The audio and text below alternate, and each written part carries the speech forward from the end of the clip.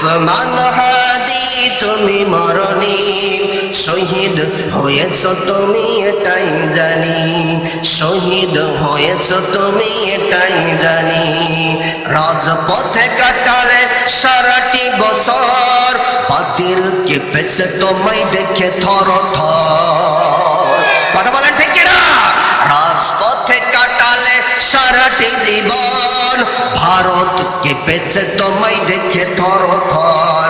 তুমি যে ছিলে মোদের নয়ন মণি, তুমি যে ছিলে মোদের নয়ন মণি, শহীদ হয়েছ তুমি এটাই জানি।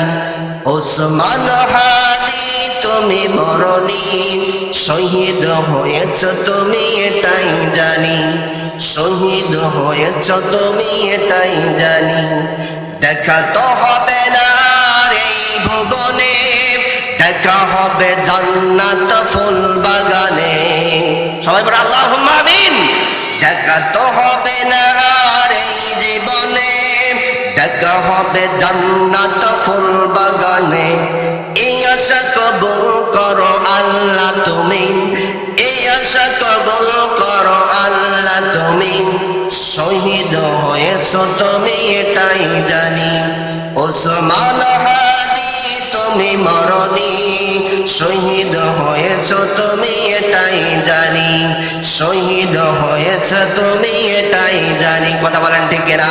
অতএব আমার ভাইরা, যারা আমাদের প্রাণপ্রিয় ভাই শহীদ ওসমান হাদিকে যারা হত্যা করেছে, এর সাথে যারা ডাইরেক্ট আর ইনডাইরেক্ট জড়িত রয়েছে, অনতিবিলম্বে যদি তাদেরকে শাস্তির ব্যবস্থা না করা হয়, বাংলাদেশের ছাত্র সমাজ আবার মাথায় কাপড়ের কাপড় বেঁধে রাজপথে নেমে পড়বে। এই পক্ষে রাজি আছেন যারা তারা দুই কার হাত তোলার লোকে দেখান তারা তারা।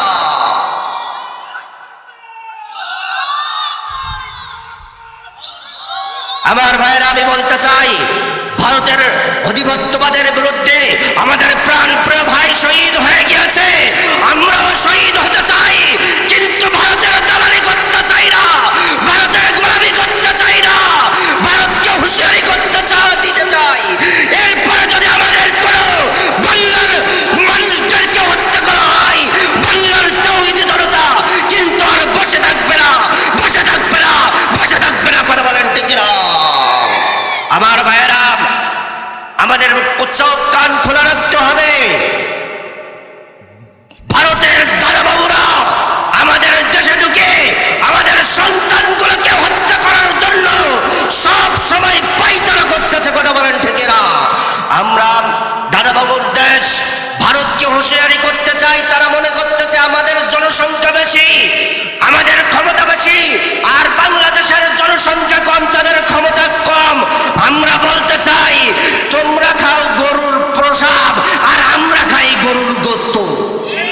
আরো জোরে বলেন, এই গরুর গোস্ত খাওয়া মুসলমানেরা যখন 14 কোটি মুসলমানেরা বাংলাদেশের মাথায় কাপড়ের কাপড় বেঁধে রাজপথে, ঢাকার রাজপথে যখন একটাবার নারায়ে তাকবীর আল্লাহু আকবার স্লোগান দেবে, দিল্লির প্রেসগুলো তত্তর করে কেঁপে উঠবে। কথা বলেন ঠিক না? অতএব আমার ভাইরা, একটা হাদি চলে গিয়েছে তাই দুর্বল মনে করলে আমাদের হবে না। আমাদের ঘরে ঘরে এখন হাদি তৈরি হয়ে গিয়েছে। কথা বলেন ঠিক না?